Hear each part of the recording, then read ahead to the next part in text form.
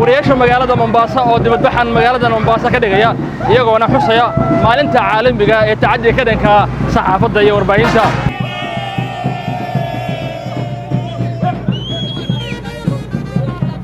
dibadbaxooda ayaa waxa ay ku muujinayaan in ay aad uga xun yihiin dhibaataynta iyo weliba sidoo kale tacaddiga loo geysto saxaafadda gudaha dalkan Kenya iyo weliba sidoo kale caalamka oo idil.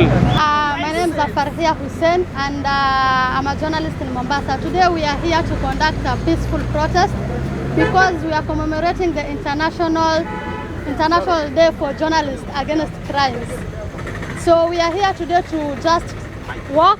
We will do our peaceful work so that we come together as journalists. We have seen several times that journalists have nobody to speak for them.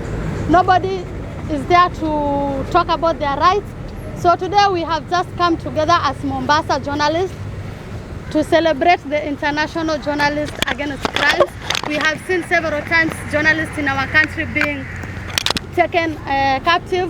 We have seen a number of them being harassed during demonstrations. And what we want to say is just that for us, we are just the messengers between the public and the government. So we want to say that as we move forward, we want to be protected, we want to be taken care of as the way.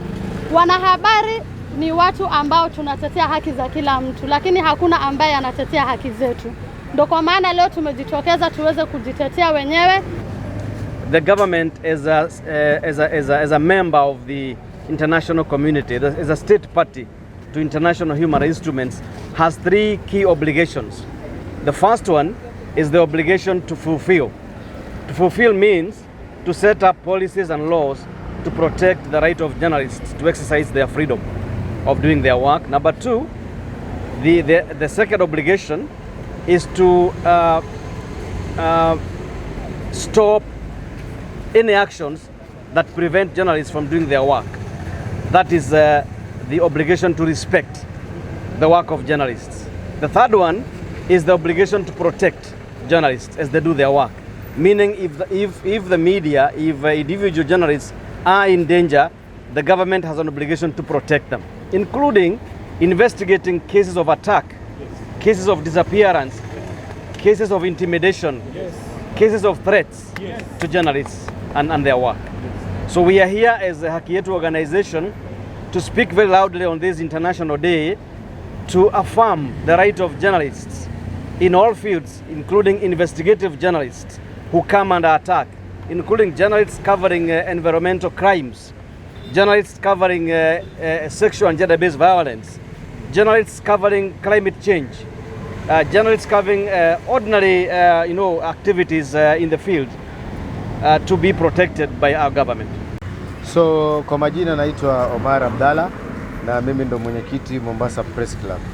Na leo hii tunashukuru ama tunafuraha kuweza kujumuika na waandishi wa habari wengine wote duniani katika maadhimisho ya 10 ya siku muhimu kama hii, yani International Day to mark an end to impunity of crimes against journalists.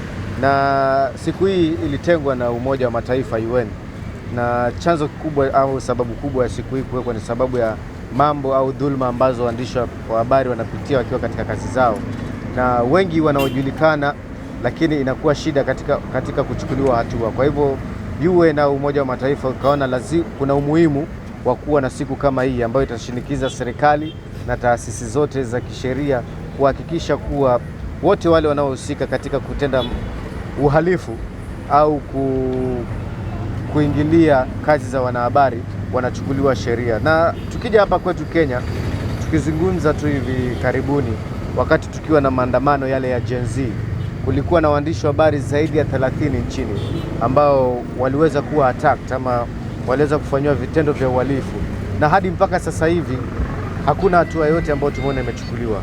Kwa hivyo sisi letu kubwa ni kushinikiza serikali na taasisi zote za serikali, taasisi zote za usalama, taasisi zote za kisheria kuhakikisha kuwa yeyote yule anayepatikana kuwa amemuingililia mwandishi wa habari katika kazi zake ama attack mwandishi wa habari akiwa anafanya kazi zake, basi sheria lazima ichukue mkondo wake na haki ipatikane.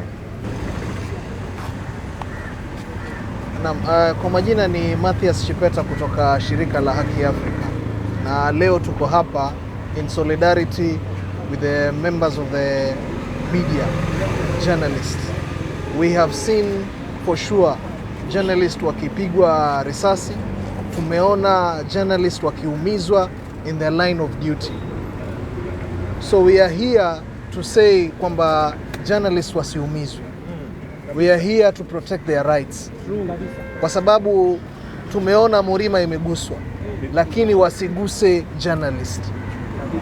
Because the journalist ndio wanatutetea sisi watetezi wa haki za kibinadamu, wanatutetea sisi ambao ni wanyonge.